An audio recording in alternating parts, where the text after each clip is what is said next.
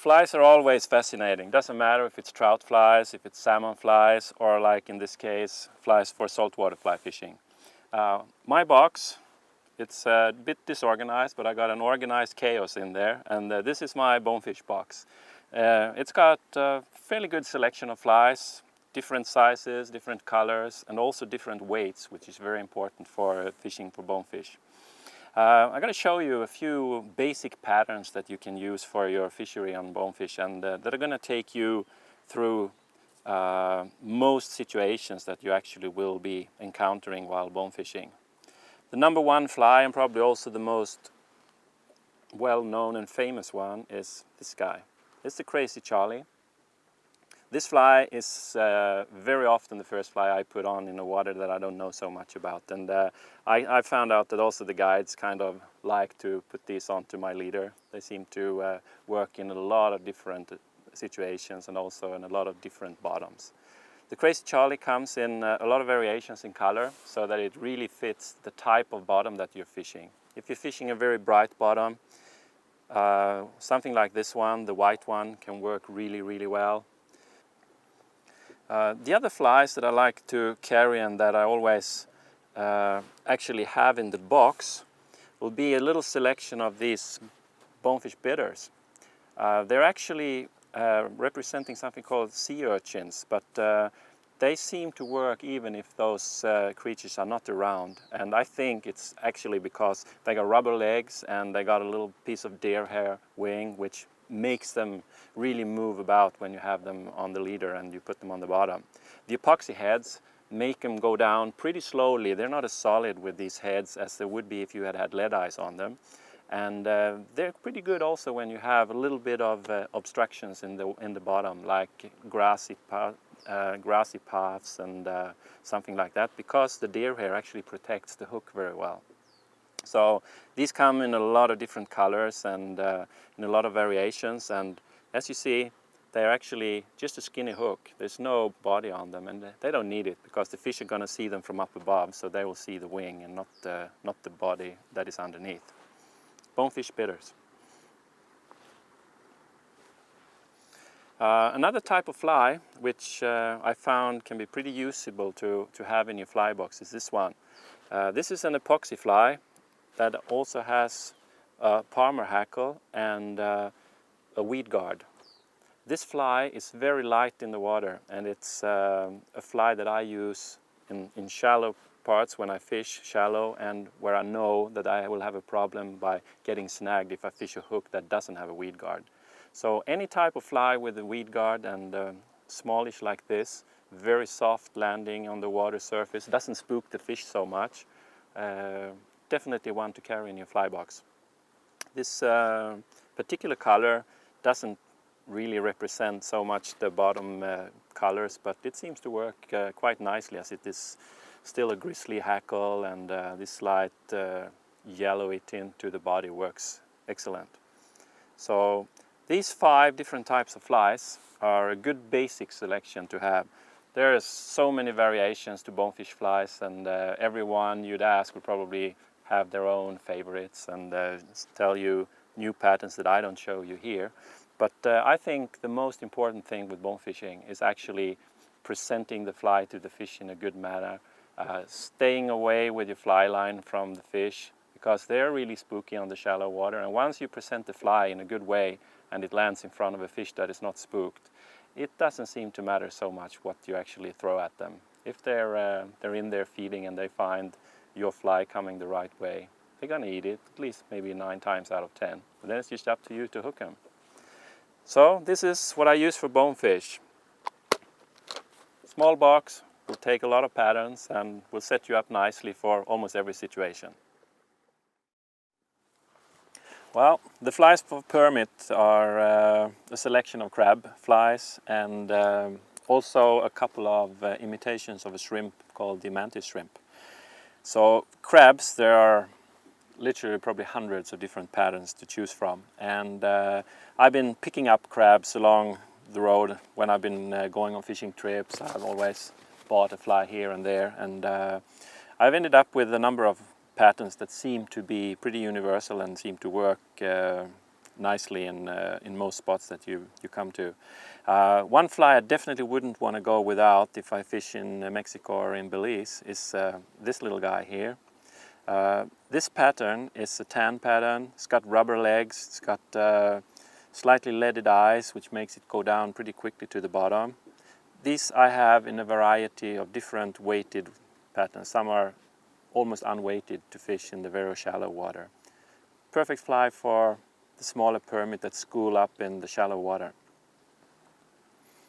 Another fly which is a little bit bigger but works also in the shallower parts, but equally good sometimes out in the deeper water, is this one here. Also the rubber legs. This one has in addition also got a guard for the point of the hook, so if you fish water where you have some obstacles under the surface, this one will actually pull free and doesn't risk getting snagged so easily as the other ones.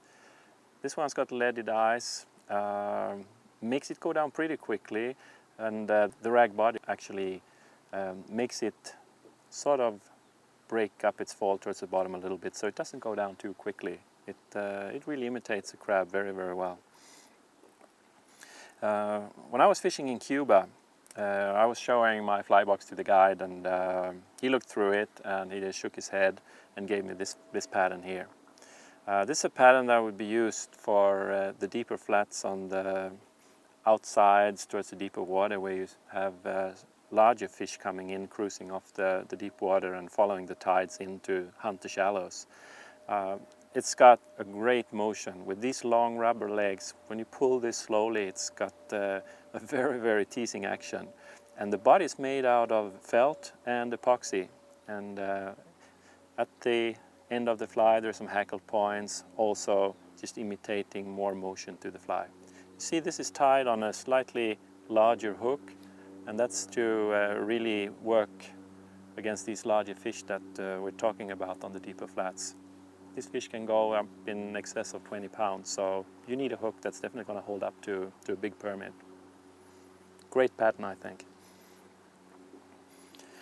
These other crabs are probably crabs that are catching the eyes of fishermen more than actually the fish. They're brilliant imitations of crabs, and I'm sure they will work very, very well. This one's made of deer hair.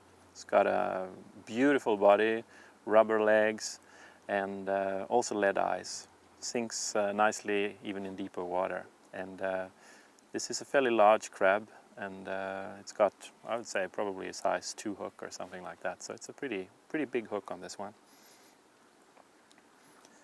Another variation of crab, slightly smaller, very light epoxy crab, also with a weed guard to fish without getting snagged on the bottom. Haven't tried this one, but it definitely looks like a nice pattern that would be good to be used in the shallow water when you don't want to spook fish. These two shrimp patterns are something that's pretty new to me on the permit fishing, but definitely is something that I fish more and more often, and especially because these ones, when you have permit in front of you and you fish these flies, you actually strip them. And to me, it's a little bit easier to keep stripping than just letting a fly sink to the bottom and leaving it there. So the strike here will be more a conventional one when the fish takes the fly. This is a mantis shrimp. See, the rubber legs, they go all through every pattern almost of the permit flies. Another great permit fly is actually this one. This is one that's given me a few of my very few and very limited amount of permit, but it definitely seems to work well for the permit, and also because this doubles for bonefish. It's great when you don't know what to expect, what's going to come up in front of you. So if I'm in doubt whether I'll be seeing a permit or a bonefish, this is the fly that I'm putting on. And of course, rubber leg pattern, this one as well. So small selection, but with that one I think you be set to at least give the permit an honest go and be in for some real exciting fishing.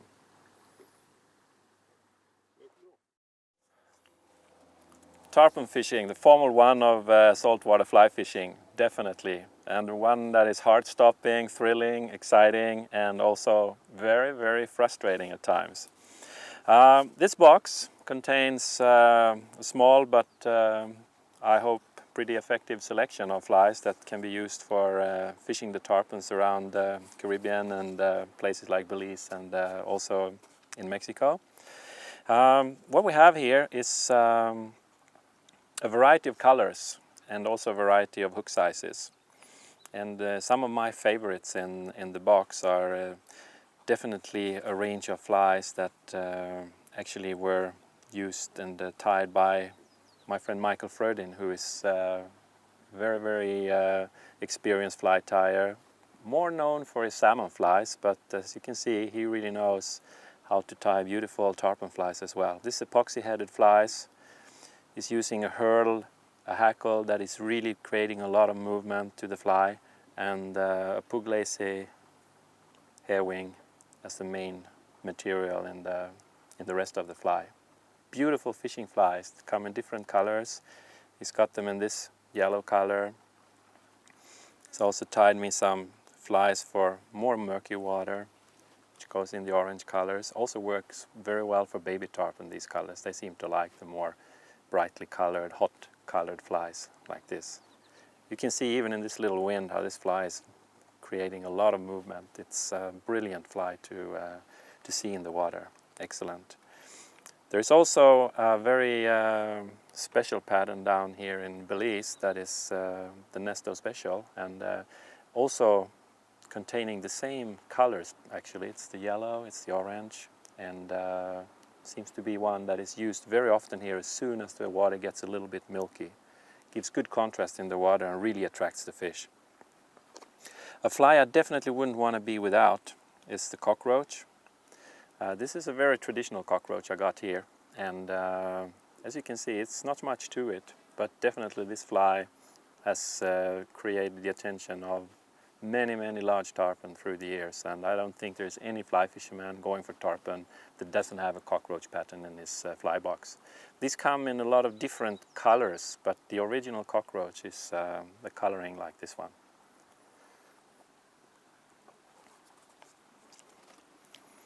Other really well-known flies that seem to be having their definite place in the box are flies like the Black Death.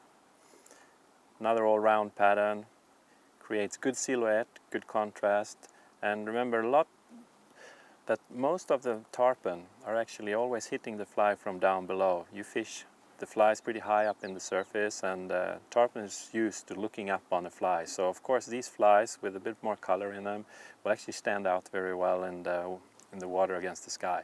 So the Black Death is one that's very often recommended for tarpon fishing all through these areas down here. Another fancy color, but a color that works very nicely, is the purple one. Especially up in the north of Mexico, purple will be recommended quite widely for a tarpon. And this guy here also has got soft materials. It creates a lot of movement and looks really hot in the water. That's a cool fly. I like it.